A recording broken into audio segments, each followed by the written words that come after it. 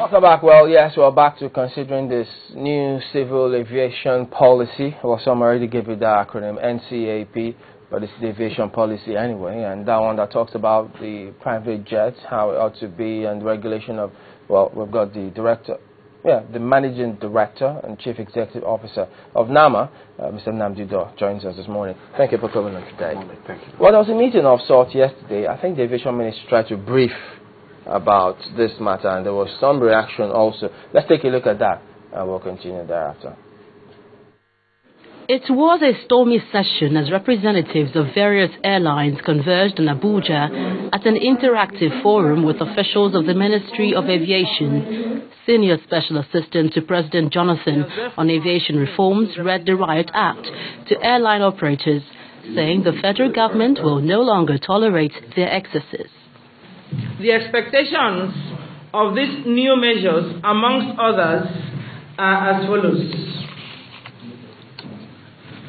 Application for non-scheduled flight clearance must be obtained from the Nigerian Civil Aviation Authority (NCAA) and Nigerian Airspace Management Agency (NAMA) in that order. One after the other, representatives of the airline operators criticized the federal government for alleged attempts to stifle the growth of the industry. Just as the Deputy Comptroller General of Customs says, the new policy conflicts with the act establishing the Nigeria Customs Service. Even if the aircraft is doing 1 week, coming from foreign, it requires approval from the Nigerian Customs Service. If you are filing a violation against an operator or a pilot, would you be quoting the policy or the regulation? The Acting Director General of the Nigeria Civil Aviation Authority and the Senior Special Assistant to President Jonathan, however, explained that the revised policy is aimed at enhancing the growth of the industry. It is not the intention of government to strangulate or stifle growth. We are all aware that the aviation industry is a business. With the absence of the Minister of Aviation at the session convened by the ministry, the revised aviation policy may no doubt remain a contentious issue as aviation players decry alleged bureaucracy in the sector. All right, so there you have that one. Who knows the kinds of response that will follow perhaps in another forum. Well, as Ruma said, Nnamdi Udoh joins us this morning. Well, having seen that, how come practitioners in this industry are already kicking against this policy? Well, it would have been nice if we saw the response from us and everyone. I'll give you an example. One of the issues is an aeroplane comes foreign registered, stays in Nigeria 5 months, 6 months. We are saying, if that aeroplane comes and finds Nigerian aviation business prosperous, deregister the aircraft, employ Nigerian pilots, look for a hangar, do your maintenance, grow the business in Nigeria. It is a process, doesn't it? It's a process. Before now, Nigerian Airways had one hangar, and Nigerian Airways we all knew was a good airline. Forget about the fact that it's no more there. They had good pilots, they had good engineers. Today, we have over 6, 7 hangars in Nigeria. That represents growth.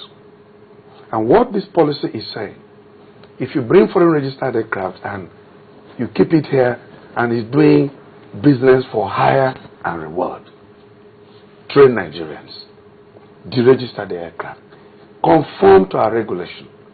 When it's in Nigeria, is carrying an airworthiness certificate from another country. However, we recognize that airworthiness certificate. But please, get Nigerian engineers endorsed to certify that airline. You're saying that this is about local content. It's about local content. But you know... I was just going to make one final comment. Yeah.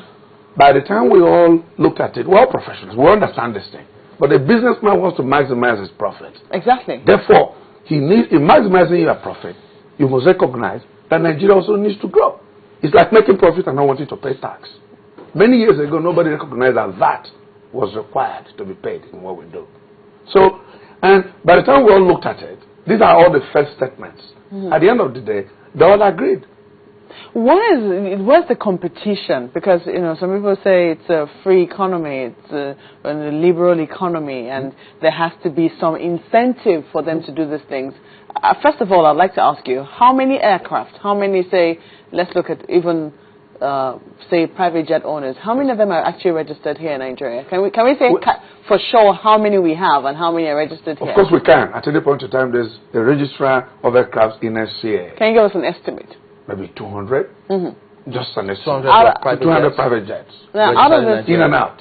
Because most of them that are foreign registered, that don't operate in Nigeria, that are not 5 November, will come in and go like 3 months. But we are saying, if that aircraft is not domiciled in Nigeria, it's like it's visiting. How many are domiciled in Nigeria? No. I mean, it changes every day. It's SCA. It's an SCA. No, that's not under my domain. But I can tell you, the growth has been astronomical. Let's work with 200. How many are registered here? I don't know. It's hard to tell. It's hard to tell because someone is in charge of that in SCA. There's been no research done in that particular area? No, it's not true.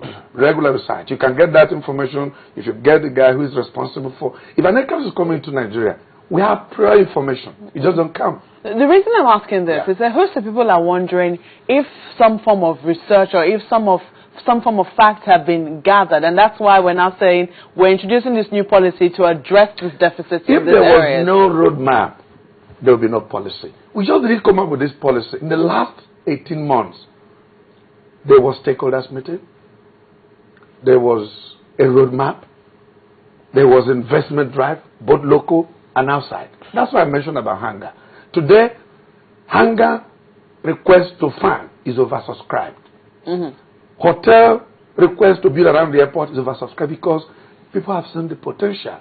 But I don't want it to look like, well, you know, we know they're making a lot of money, so we're trying to like regulate it. For a robust economy to grow, you must put some checks and balances. Just one final thing. Before now, who knew that telecommunication was going to be a big business? Before now, who knew that television... That's arguable. People would have known that. No. Some people knew then, when we wanted to go digital, how many people agreed that when we go digital, the business was going to grow? You need to put ACC in place? I think they finally found a way to do that. But the issue now is, this is the new policy. A host of people are saying that. It's not that it's new. This is No, it's not new. 2013 policy. You need to still go to NCA, get clearance. A copy of that clearance goes to the State Security Services, and we get a copy. It's only when we get that will commercialize it and bill. And of course, send what we call a DD message.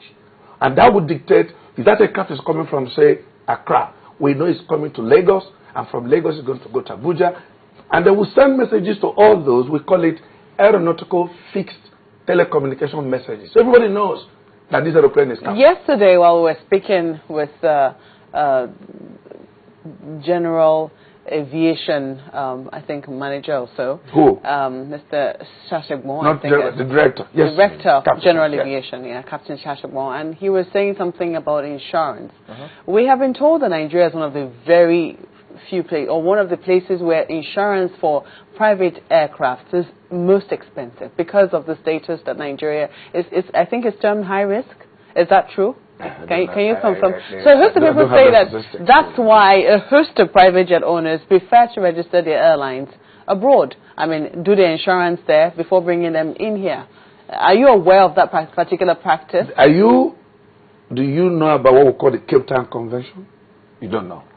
Now there's a Cape Town Convention that gives everybody, if a Nigerian registered aircraft cannot be discriminated against. Yesterday, a very experienced Nigerian pilot reported to us and mentioned an agent to the Lloyd's of London. That is the whole essence of stakeholders coming together. We need to investigate an agent to Lloyd's of London, because if an agent is involved, you know what brokers do in insurance. So, and we said to them, these are the kind of information you have to bring on board for us to now ask Lloyd's of London, why are you charging this insurance? And why are you charging this on the other aircraft? And we say, we have taken note. Cape Town Convention, that's why a lot of people can finance their aircraft, because Nigeria is a signatory to Cape Town Convention, and there should be no discrimination. So, if you have an aircraft, you're bringing it to Nigeria, and you're an insurer, and you don't have a hangar, you don't have a maintenance base, you're just going to Nigeria to say, I'm going to be there for 3 months and then I will come back. The insurance for such a trip would definitely be high because it's expected that your maintenance will not be like it where you are in your base. That's why for you to have an aircraft coming under your own name, you must have an air operator's certificate. And to do that, you must have a radio station where you have to communicate with the aircraft and your ground stations. You must have a maintenance base. You must have required number of qualified personnel in good number. If the airlines, I mean, if all of this were there at the time, why did NCAA now or NAMA grant permission to some of these airlines to operate in this country without some of these requirements being met? Let me say this. There's what we talked about yesterday. That's why I said you only saw the argument at the beginning. You didn't see the conclusion. We said to them, it's what we call Part G. If you have an AOC, the Part G is where an aircraft, let's say you're using a 737, and you're going to go bring in an Airbus. You apply to NCA under a Part G and include that for temporary change or use of an equipment. Most of these people want to make it permanent. And NCA is saying... Is it the unregistered aircraft? Yeah, the Nigerian, any Nigerian AOC holder can bring in an aircraft under a Part G. That's temporary importation. I was going to address that when I talk about customs. And use that aircraft for 2-3 months and it goes.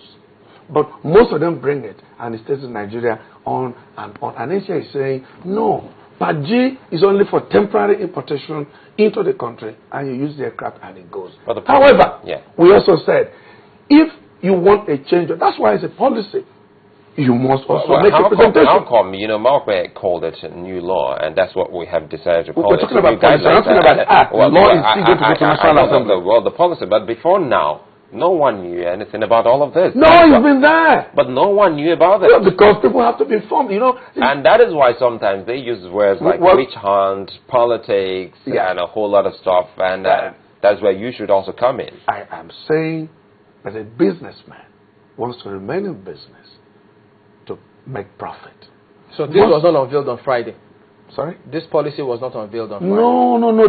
This policy has always been in existence, but there has to be now an expansion, like saying these aircraft that are coming in just to do a quick business should stay 15 days. If you must stay more than 15 days, then you must apply. The issue about insurance... This is April 2013. Yes, now they've reviewed. Exactly. Reviewed. So that's why it's generating some of these... No.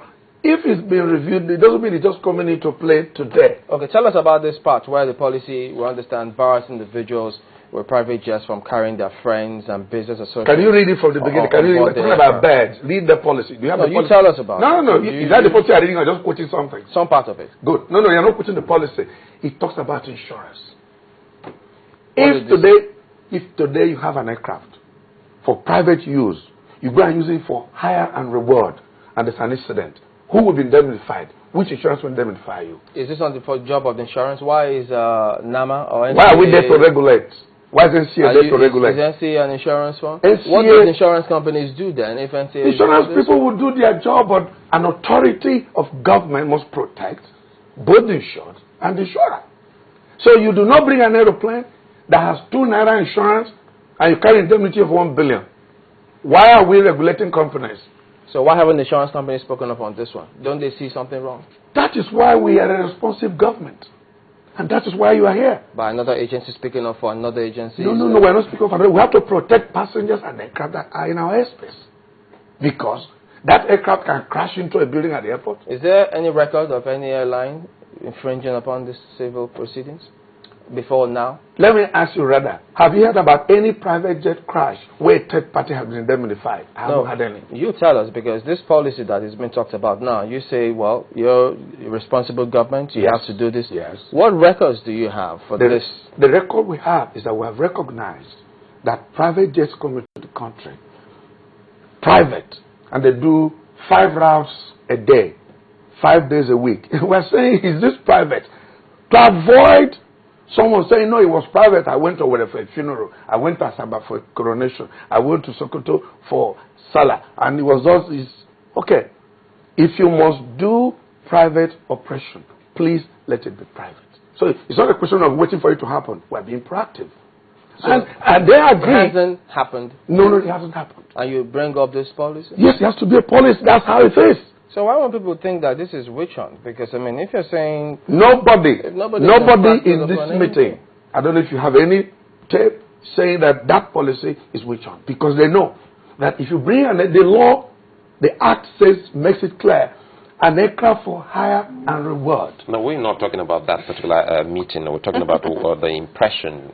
No, I'm not talking about impression. I'm talking about what is by a whole lot of people. No, we're not talking about impression. We're not talking about perception. We're talking about what is global practice. Did you meet with all the private jet owners in the stakeholders meeting you had? Everybody was invited. Were they all represented there? I'm sure 90%, those relevant people were there. Because was it any coincidence that this is coming up or coming to the fore, if you say it's always been in existence, after what happened between the governor of Rivers State and, NCAA? I don't think so. It couldn't have happened a week after.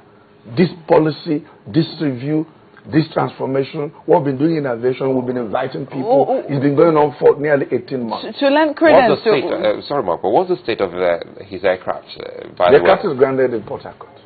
So it can't fly? It can't fly. Because some documentation has to be rectified. Just quickly, we're talking about witch hunt, and then, that word is not acceptable by me. I was going to ask in aviation, we don't witch hunt. I was going to ask there are rules to be complied I was going to ask you if you had seen the press release of the Action Congress of Nigeria on the new, you say it's not new, on the reviewed policy. My dear, why don't you ask me the press release of Airline or Dana? I would like to respond to that. Well, this is what I have. I don't do politics in aviation, but you can go ahead and read some it. of them I have my comment, I will say so. Some of them go ahead. Some of them own... Go ahead. Excuse me. Some of them own private jets. Just go ahead. I want to believe that people in political parties... private jet. Excuse me. So why not quote the individual? Some of the people who belong to this party have responded on the platform of their party. Go ahead. They own private jets. Yeah, just go ahead. Have you read their statement? No. Good. Okay. I'm just clarifying. Yeah, I haven't read their statement. You want to hear what they say? Yes, just say. Well, they're saying something about how it lends credence to growing despotism here. That's basically what they are saying. Because they say that aviation is global, yet nowhere in the world has this kind of policy been put in place, and it's simply impracticable. Which policy is that? I want to believe that there is only one policy. No, but you have to quote for me. Let me know where you're quoting. I want to believe that there is only one policy in contention.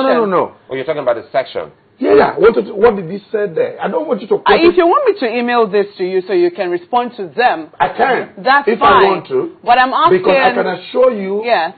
Somebody will be quoting out of context. Okay, before you leave, can I, as a private jet owner, take on my friends on a ride? Why not? So, but you've seen the headline. No, the headline is wrong. Someone has to be informed. That aircraft owner must have an operations department who understands what the law of operation is.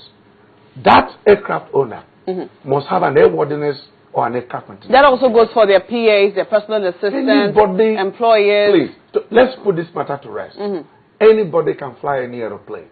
And please, if I have an aeroplane, I can take you on board. But there are things I need to do.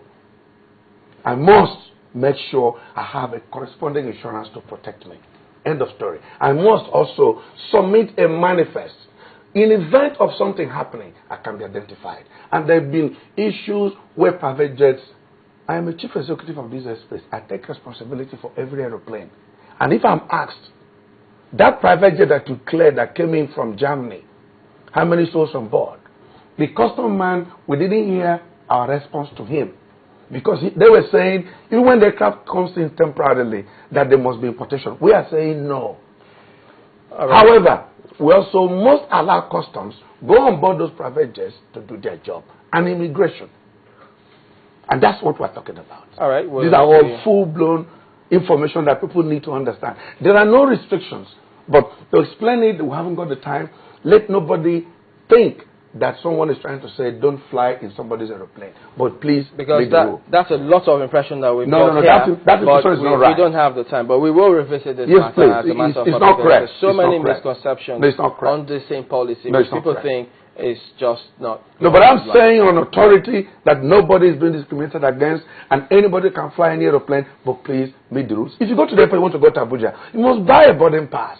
You must remove your telephones, go through security and submit the boarding pass, and you get a copy, they get a copy. These are very operational, simple rules. We'll go through all of those. They don't think it's as simple as you make it sound. Well, I think it's simple. They need an advice, they should contact us. Nnamdi Udoh is the Managing Director, CEO of NAMA. Thank you for coming on this morning. Thank you very much.